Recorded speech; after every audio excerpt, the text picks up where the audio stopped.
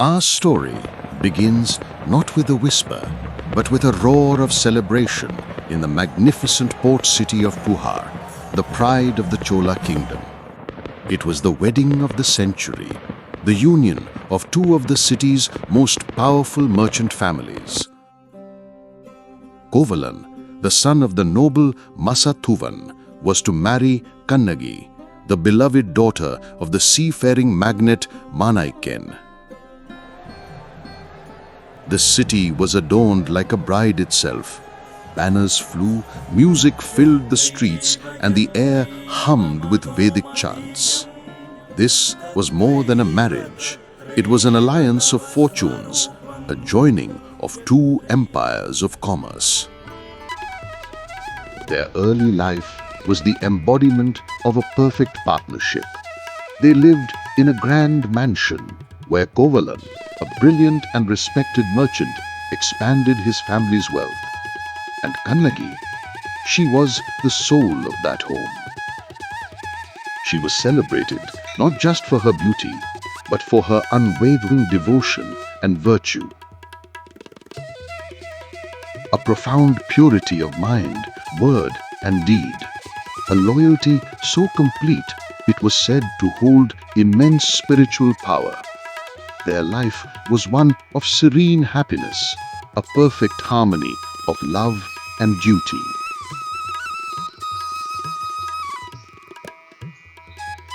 But destiny often weaves its threads in the most unexpected of places.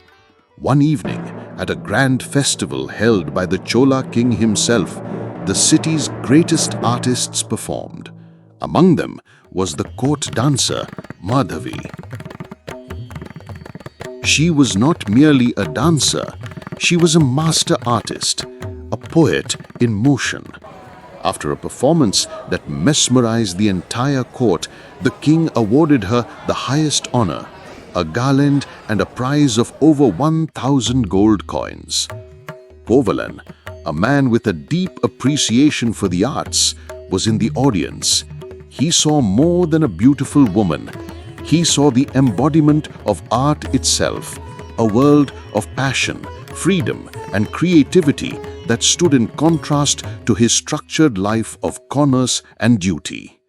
He was utterly enchanted.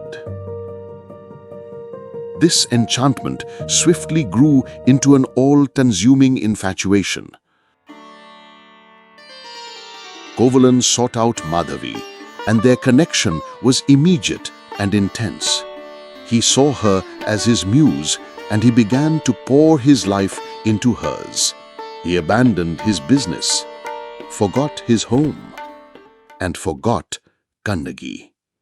His addiction was not just to Madhavi, but to the lavish lifestyle of the arts he now sponsored. He showered her with jewels, built her a magnificent villa, and spent his days lost in a world of music and poetry. His vast ancestral fortune began to drain away like sand through his fingers. The end of their affair came during a festival by the sea. As the waves crashed on the shore, Kovalan and Madhavi sat together, singing to each other with a stringed instrument called a yar. Perhaps missing the life he had left behind, Kovalan sang a beautiful song, but its lyrics held a hidden meaning, hinting at a woman waiting by the shore, a veiled reference to the wife he had abandoned. Madhavi, feeling a sting of jealousy and insecurity, felt he was mocking her. In return, she sang a song of her own, one whose lyrics seemed to flirt with the other men on the beach. Pride and misunderstanding created a rift that could not be healed. Feeling betrayed, Kovalan left her, his heart heavy with disillusionment and his pockets empty. The dream was over. Broken and penniless, Kovalan finally turned his feet towards the home he had left behind. He arrived at Kannagi's door drenched in a sudden downpour, a man stripped of his pride and fortune. And Kannagi, who had spent countless days managing their home in his absence, her own heart aching, simply opened the door.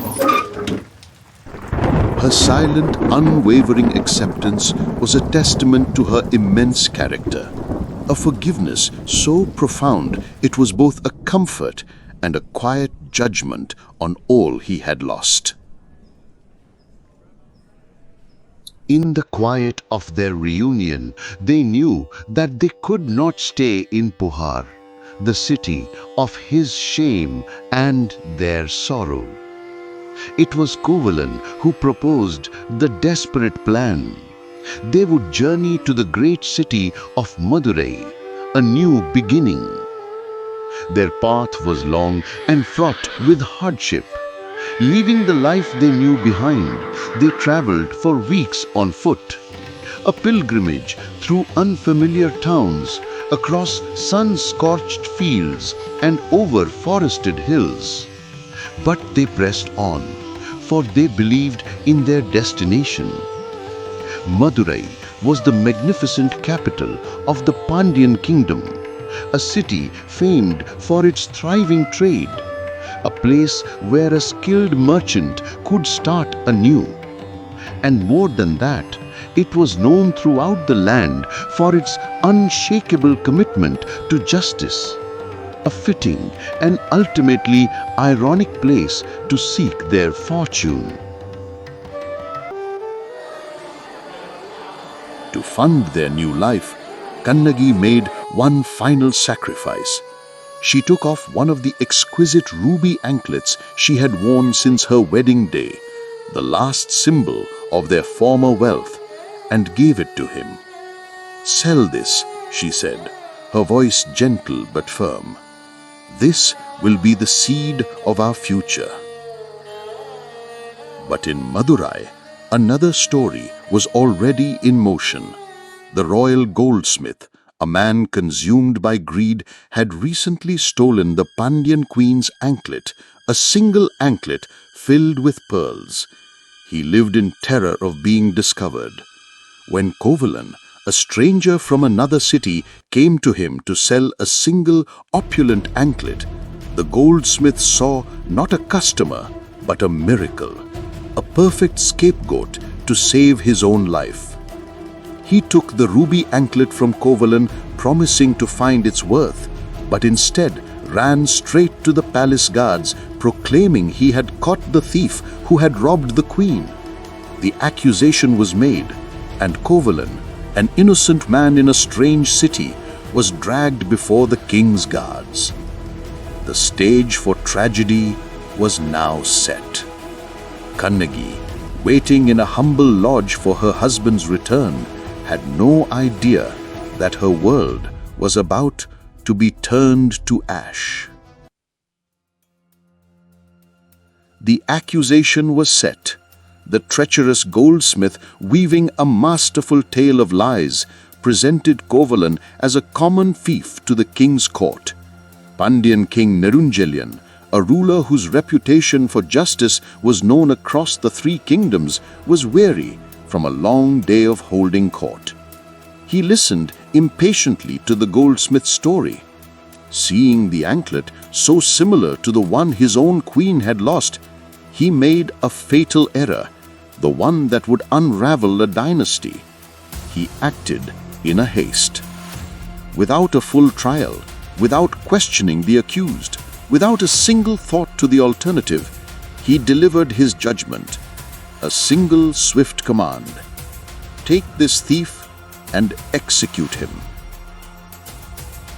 And so it was done, an innocent man's life extinguished by a king's fatigue and a liar's ambition. Back in their humble lodge, Kannagi waited. As hours passed, a strange feeling of dread began to creep into her heart. She saw whispers in the street, people looking at her with pity.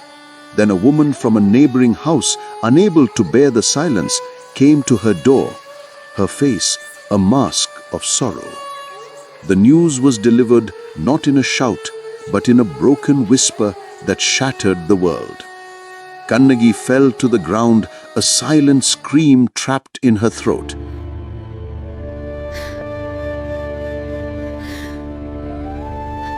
The first wave was pure, all-consuming grief. The man she had loved, forgiven, and followed to a new life, gone. But as she lay weeping, her eyes fell upon her travel bag, and inside she could see its twin, her other anklet. And in that moment, something shifted. The anklet was not just jewelry anymore. It was proof. It was the truth. The tears stopped. The sorrow began to burn, solidifying from grief into a diamond-hard, righteous fury. The quiet, devoted wife was gone, consumed by the fire of injustice. She rose from the floor, no longer bent with grief, but standing tall with purpose. She took the remaining anklet in her hand and walked out into the streets of Madurai. This was not the walk of a grieving widow. This was the march of a reckoning. The citizens of Madurai, seeing the look in her eyes, a look of otherworldly fury, shrank back in fear and awe. The palace guards, who would have stopped any other, found themselves frozen, unable to move as she stormed past them, a single-minded purpose, a force of nature they dared not challenge.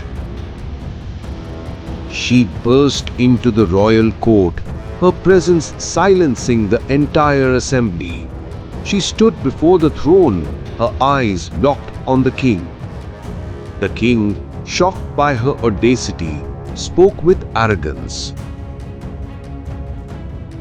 Who are you, woman, to enter my court in this manner? I am the wife of the man you killed today. A man you condemned as a common thief. Her voice echoing off the stone walls.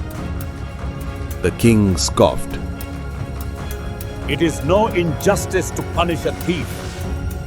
Death is the penalty for a thief. Hear now, king. This chilambu, filled with rubies, proves my husband's innocence. In a final furious motion, she hurled her anklet to the ground. It shattered, and brilliant red rubies scattered across the marble floor, gleaming like drops of blood against the stone. The truth struck the king like a bolt of lightning. He had not even checked. He had killed an innocent man. The foundation of his reign, his dharma, his justice was a lie.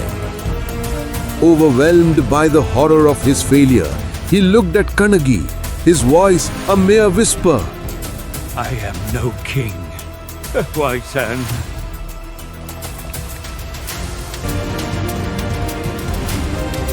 He fell dead from his throne, a king executed by his own injustice.